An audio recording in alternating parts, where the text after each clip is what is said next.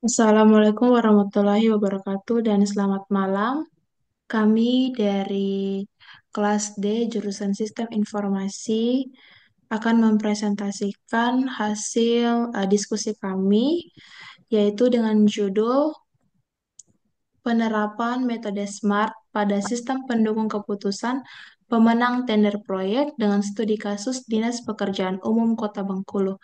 Untuk judul kali kita pada hari ini diambil dari jurnal untuk data-data dari hasil presentasi ini.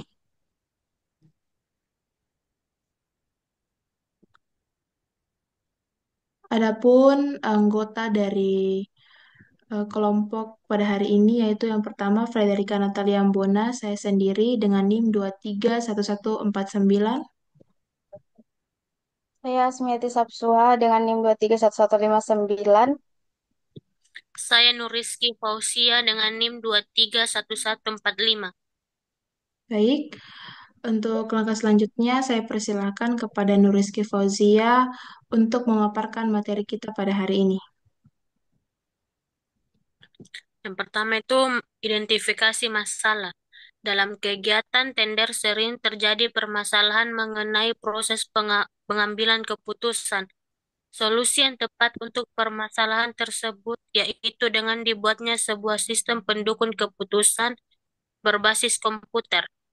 Dan tujuannya adalah untuk membantu membuat keputusan dan dapat memberikan dukungan untuk pertimbangan pemenang tender. Metode SMART dalam penentuan keputusan dengan tepat dan mampu membantu mempercepat dalam menyeleksi pemilihan jasa konsultan atau pemborong proyek. Hasil dari penelitian ini telah dibuat sebuah sistem pendukung keputusan dengan menggunakan metode SMART untuk membantu dalam penentuan pemenang proyek tender proyek.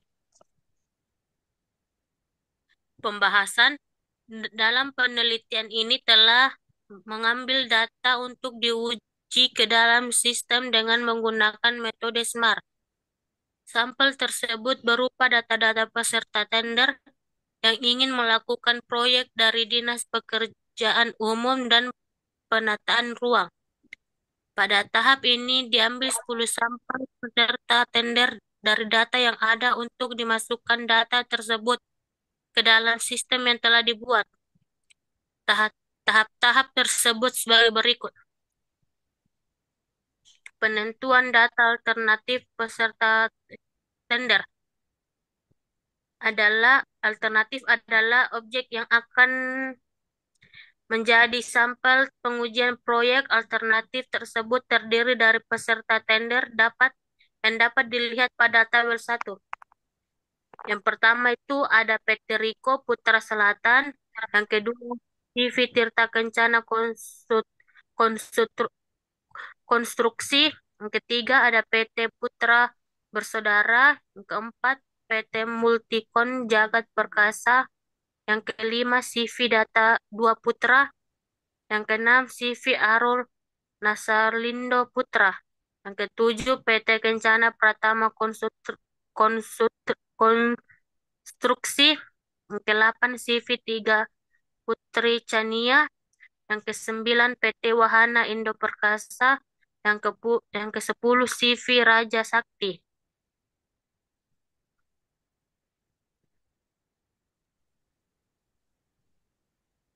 Selanjutnya menentukan kriteria. Kriteria-kriteria yang digunakan sebagai penilaian penentuan pemenang tender proyek. Kriteria-kriteria tersebut dapat dilihat pada tabel di bawah ini. Di sini kriterianya ada 5. Yang pertama itu kelengkapan administrasi, pengalaman perusahaan, tenaga ahli, kondisi peralatan, serta harga penawaran. Adapun kualitas dari kriteria tersebut, yang pertama legalistis, teknis, dan keuangan. Selanjutnya menentukan bobot kriteria.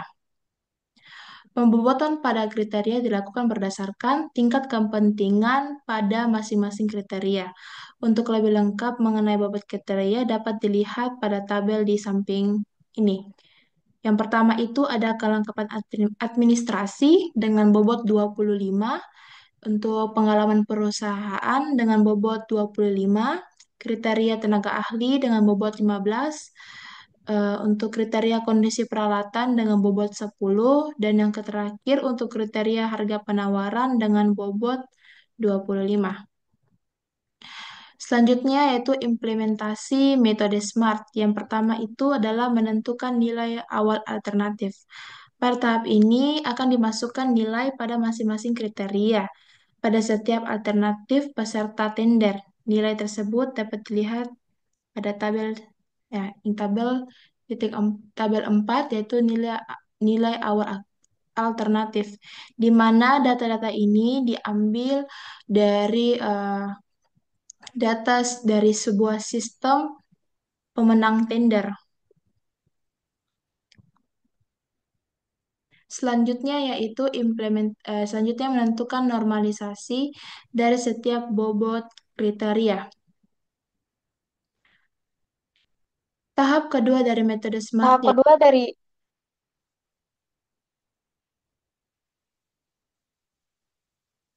B. Menentukan normalisasi bobot kriteria.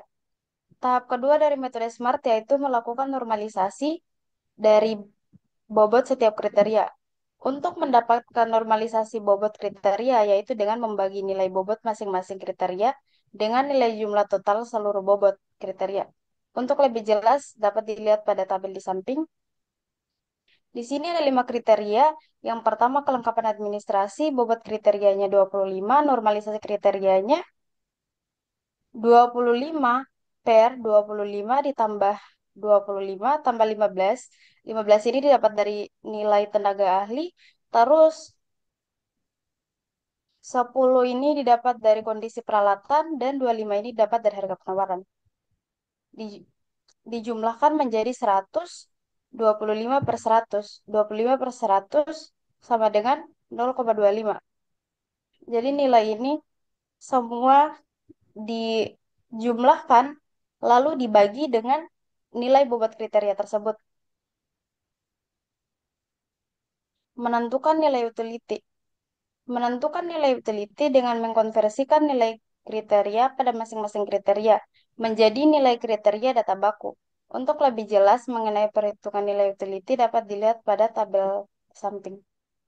Nama perusahaan PT Riko Putra Selatan, kelengkapan administrasinya 0, pengalaman perusahaannya 50, tenaga ahli 100, kondisi peralatan 0, dan harga penawarannya 0. Yang kedua, CV Tirta Kencana Konstruksi, kelengkapan administrasinya 0, pengalaman perusahaannya 0, tenaga ahli 50, kondisi peralatan 50, dan harga penawaran 100. Yang ketiga ada nama perusahaan PT Rizky Putra, kelengkapan administrasinya 0, kelengkapan perusahaan 0, tenaga ahli 0, kondisi peralatan 0, dan harga penawaran 100. Untuk nilai utility ini diambil dari rumus benefit dan cost, di mana benefitnya terdapat pada kriteria kelengkapan administrasi, pengalaman perusahaan, tenaga ahli, dan kondisi peralatan. Dan untuk rumus yang dipakai pada cost ini dipakai untuk kriteria harga penawaran. Ini lanjutan dari tabel yang pertama tadi.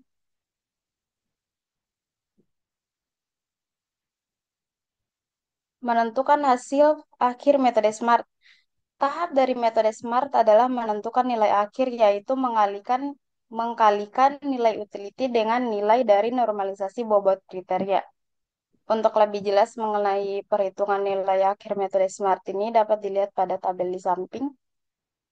Yang pertama ada PT Riko Putra Selatan.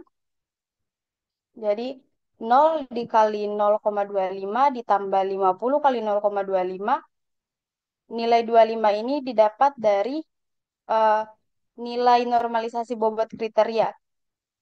Ini juga 0,25, 15 juga sama dijumlahkan dikali dapatlah hasil 0 tambah 12,5 tambah 15 tambah 0 tambah 0 sama dengan 12,7.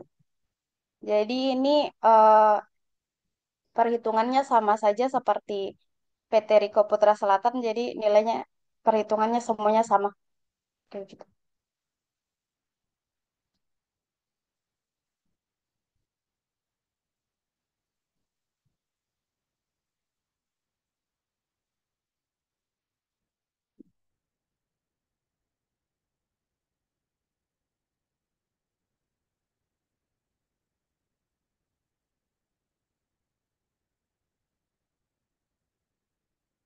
Maaf, Frederica, suaranya tidak muncul.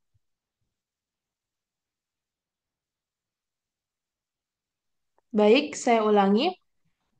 Selanjutnya adalah menentukan perankingan. Pada tahap ini, nilai dari hasil perhitungan metode SMART pada masing-masing alternatif akan dilakukan perankingan untuk menentukan siapa yang layak memenangkan tender proyek.